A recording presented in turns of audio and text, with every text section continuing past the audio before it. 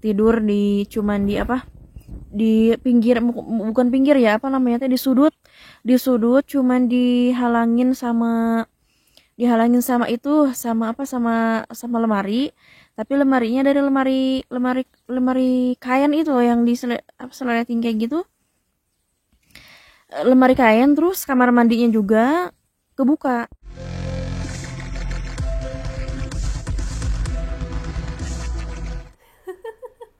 Halo guys, assalamualaikum warahmatullahi wabarakatuh.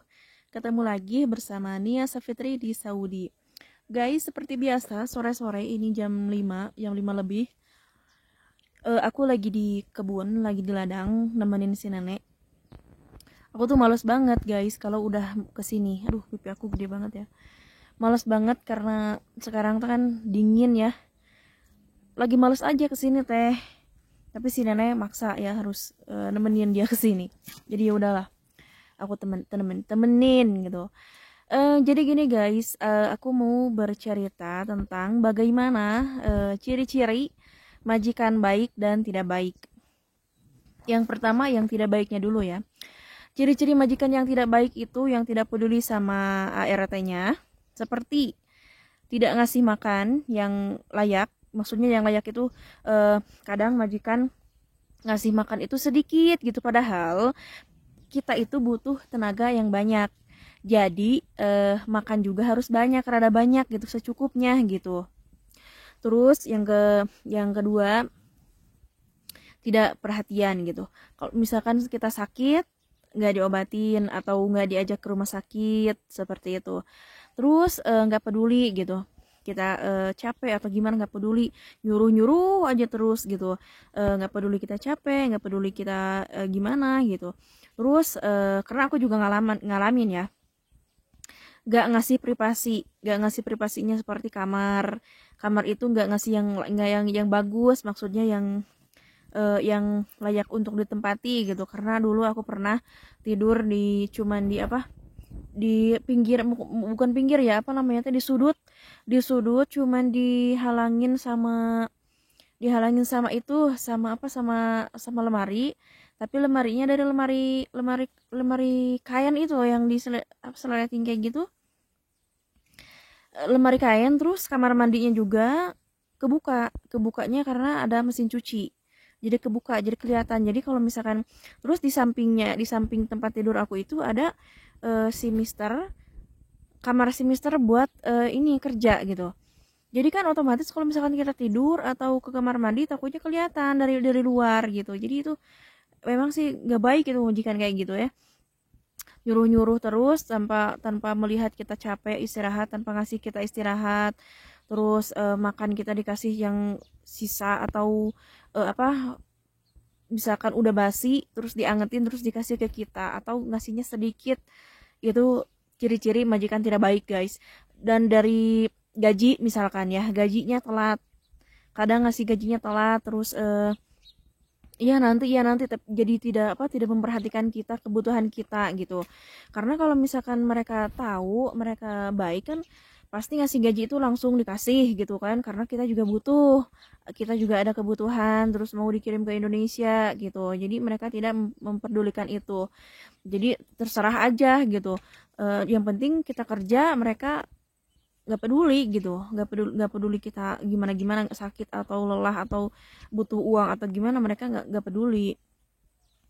Jadi kalau kata bahasa Sunda mah sabodo teuing gitu nya, rek kumaha oge, padahal kita kerja di mereka ya, mereka harus memperhatikan kita juga gitu ya kan. Terus majikan laki-lakinya yang nggak baik itu selalu nurut ke istrinya. Jadi kadang majikan itu istrinya misalkan kurang baik, pelit gitu, nanti suaminya juga ikutan gak baik sama istrinya, kayak istrinya gitu. Jadi kurang perhatian lah, majikan ke kita itu kurang perhatian gitu. Terus majikan yang baik seperti apa? Majikan baik seperti majikan aku guys, alhamdulillah. Jadi baiknya gimana, majikan aku tuh perhatiannya, kalau misalkan sakit nih, aku sakit, walaupun cuma demam dikit atau kita lagi datang bulan, Lagi datang bulan kan aku suka parah guys. Habis kerja capek mungkin ya, masuk angin, terus datang bulan pas hari satunya, hari ke satunya itu kan sakit banget ya, sampai muntah-muntah, sampai nggak kuat bangun gitu. Nah, si majikan gak nyuruh kita kerja, gak nyuruh kerja, terus pas waktunya makan siang itu dikasih. Jadi dianterin ke kamar gitu, ngasih nawarin mau makan apa, mau minum apa gitu, terus mau dibuatin apa, itu baik banget. Terus kalau sakit, mau ke rumah sakit enggak, dikasih obat, ini obatnya, terus dianterin ke rumah sakit. Nih pernah aku juga dianterin ke rumah sakit sama si majikan aku teh, baik. Terus majikan laki-lakinya juga baik. Baiknya gimana, kan yang ngasih gaji kan eh majikan laki-laki ya, yang bertanggung jawabnya. Jadi sebelum waktunya gajian guys, udah dikasih, udah ditransfer, udah kalau misalkan tanggal 15 aku kan gajian, misalkan tanggal akhir kan, akhir bulan. Terus misalkan tanggal 15 atau tanggal 20 kita butuh, di Indonesia butuh gitu, terus minjem boleh, asli boleh. Jadi merhatikan kita dari makan, dari segi apa, privasi kita, dikasih kamar yang layak gitu, terus kamar mandinya tertutup, kamarnya tertutup, jadi kita bebas kalau di kamar kan, jadi nggak takut gitu, nggak takut ada orang masuk karena ada pintu, ada kuncinya.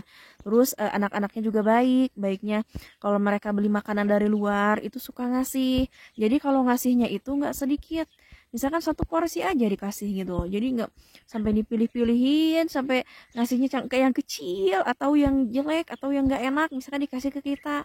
Nggak, majikan aku nggak kayak gitu guys. Majikan aku baik, perhatian.